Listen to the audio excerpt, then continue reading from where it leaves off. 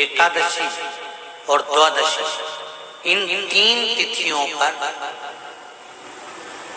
एक रोटी में थोड़ा सा मीठा रखकर सोमक पितृ का नाम लेकर यदि गाय को खिला दिया जाता है, तो अगर कोई पूर्वज प्रेत योनि में भी पड़ा हुआ होता है, भटक रहा होता है, जिसको पिंड नहीं मिला, जो अचानक मर गया होता है, अधोगति में चले गया होता है, उस जीव की मुक्ति 10वीं श्राद्ध पक्ष की, एकादशी श्राद्ध पक्ष की और द्वादशी श्राद्ध पक्ष की, ये 3 दिन सोमक पितृ का नाम लेकर रोटी में, पूरी में मीठा रखकर अगर गाय को खिला दिया जाता है ये 3 दिन तक, तो वो पितृ कभी भटकते नहीं है, उनको मुक्ति प्राप्त हो जाती है, मोक्ष में।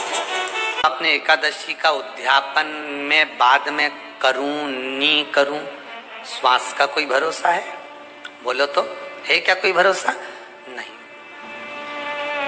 श्वास रुक जाएगी चलते चलते, शम्मा बुझ जाएगी जलते जलते, दम निकल जाएगा रोशनी का, क्या भरोसा है इस जिंदगी का?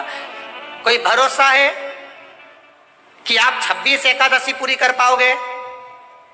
नहीं, किसी ने देखा हो तो बात दूसरी। मान लो हमने 7 एकादशी का व्रत कर लिया और उद्यापन नहीं कर पाए, 26 का इंतजार कर रहे थे और उससे पहले निपट गए, तो फिर उद्यापन ऊपर करोगे? अरे बोलो तो सही, उद्यापन कहां करोगे? सारे व्रतों में केवल एक व्रत ऐसा होता है एकादशी का, जिसका उद्यापन पहली एकादशी पर भी कर सकते हो। सारे उद्यापन में केवल एक उद्यापन ऐसा होता है, सारे व्रतों में एक व्रत का उद्यापन ऐसा होता है, वो है एकादशी का। ये जरूरी नहीं कि 26 पूरी होगी तभी तुम करोगे, या तो पहली में ही कर लो या फिर 26 पूरी हो तब कर। पर उद्यापन, अगर तुमको ऐसा लगे कि हाँ मैं अभी तो जीऊंगी हो, अभी तुम्हारा बाल भी धोला नहीं हुआ, तुमको ऐसा लगे तो अभी तो मैं तो बढ़िया, तो फिर भले मत करो। पर एकादशी का नियम कह रहा है, एकादशी का यहाँ 18 नियम में से एक नियम कह रहा है कि एकादशी का उद्यापन पहली एकादशी पर भी हो सकता है, पहली पर भी कर सकते, फिर तुम्हारा मन पड़े तब। क्यों? तो पहली पर करने से क्या फल मिलेगा? तो एकादशी की नियमावली कहती है, अगर मान लो आपने पहली एकादशी पर भी उद्यापन कर लिया, इसके बाद में जितनी एकादशी करोगे वो सारी तुम्हारे खाते में जुड़ती जाएगी। मतलब बैंक में खाता खोल लो, ठीक है, खाता खोल लिया, अब जितना कमाता जाओगे उसमें डालते जाओ, जितनी कमाई करके लाओगे उसमें जमा करते जाओ। एकादशी एक बार उद्यापन पहले में भी हो गया तो बाकी का पुण्य तुम्हारे खाते में आ जाए, उसका पुण्य। एकादशी का उद्यापन बड़े महीने में माघ शुक्ल एकादशी के दिन, माघ का महीना हो, शुक्ल पक्ष की, जम के बोलिए एकादशी हो, प्रयास करना कि आप उद्यापन करें, भले 5, 10, 11, 12 जितनी एकादशी हो जाए, 26 हो जाए तो ज्यादा अच्छी है, नहीं तो आप करें तो माघ महीने की शुक्ल पक्ष की एकादशी के दिन आप उद्यापन करें, प्रयासरत प्रयास। बड़े महीने के अंतर्गत जो उद्यापन, हाँ चतुर्मास के अंतर्गत उद्यापन नहीं होता एकादशी का, बहुत ध्यान दीजिए हमारा। ये जो सावन भादो कुंवर कार्तिक जो 4 महीना होते हैं भगवान के शयन करने के, इसके अंतर्गत एकादशी का उद्यापन नहीं होता और इसके अंतर्गत उद्यापन करना भी नहीं चाहिए एकादशी महाराज। एकादशी का उद्यापन माघ महीने की शुक्ल पक्ष की एकादशी के दिन आप बहुत प्रेम से आनंद के साथ करिए महाराज।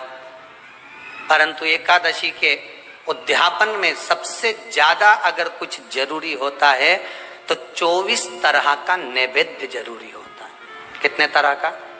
24 तरह का नैवेद्य। अब आप कहोगे गुरुजी उद्यापन हम कर रहे हैं एकादशी का, तो उसमें तो फलहार का हमें नैवेद्य बनाना चाहिए। तो फिर ये पुराण के अंतर्गत स्कंद पुराण में ये चीज लिखी है कि एकादशी का जब उद्यापन करते हैं तो 24 तरह का नैवेद्य बनाकर सिद्ध करते हैं। 24 तरह का नैवेद्य जान रख लेना, हलवा बना लो, खीर बना लो, पूड़ी बना लो, सब्जी बना लो, पकौड़ा बना लो, भजिया बना लो, ऐसे 24 तरह का नैवेद्य अलग अलग चाहिए।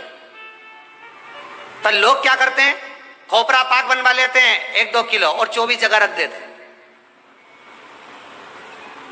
स्वीकृत नहीं है। 24 तरह का नैवेद्य रखा जाता है।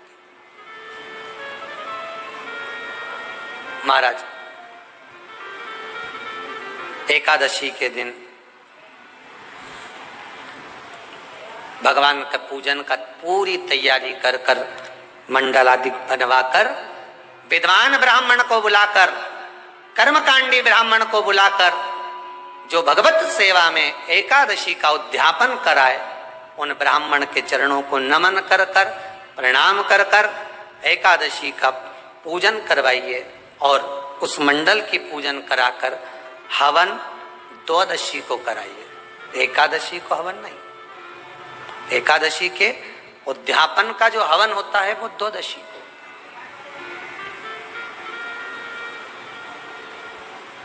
एकादशी का उद्यापन द्वादशी को बड़े प्रेम से आप खूब आनंद से हवन पूजन कराओ। पूजन कराने के बाद, हवन कराने के बाद 26 जोड़े ब्राह्मण ब्राह्मणी के बुलाकर भोजन कराकर उनको भाव से जो आप समर्पित कर सकते हो, जितनी आपकी सामर्थ्यता हो, उस सामर्थ्यता के अनुसार आप दान धर्म पुण्य करो, आप उन्हें प्रदान करो। और बन सके तो एकादशी की रात्रि को भी जागरण करें और द्वादशी के दिन जिस दिन हवन करें उसकी भी रात्रि को कुछ जागरण करें। जागरण का मतलब पहले भी कथा में कहा, प्रदोष की कथा में वर्णन किया था। हम ये नहीं कहते कि तुम पूरी रात जगो, हमारा तो निवेदन है 15 मिनट का करो, आधे घंटे का करो, 20 मिनट का करो, पर रात्रि के समय थोड़ी देर अगर एकादशी का उद्यापन कर रहे हो तो जागरण थोड़ी सी देर अवश्य करें। नहीं कर सकते अकेले बैठकर राम नाम जप लें, भजन कर लें, पर करो। तो हमारे पूर्वजों को प्राप्त होता है। जिस बालक बालिका का जॉब नहीं लग रहा हो, सर्विस नहीं लग रही हो, नौकरी नहीं लग रही हो, जगह जगह पहले करते थे जॉब, अब छूट गई, 2 साल हो गए, 3 साल हो गए, सर्विस नहीं लग रही हो, बहुत प्रयास कर लिया हो, बहुत प्रयास, तो महाराज काली तिल्ली को पीस कर उसको जल के पात्र में डालकर अपने घर के मटका, परिंदा, पितरों का जो स्थान होता है, जलाशय होता है, उसके पास में एक पात्र में रख दीजिए।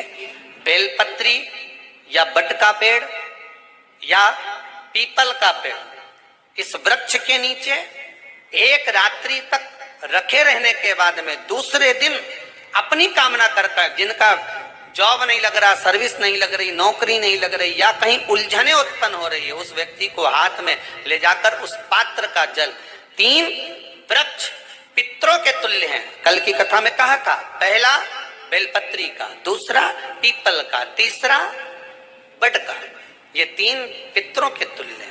इन 3 में से किसी भी वृक्ष के नीचे उस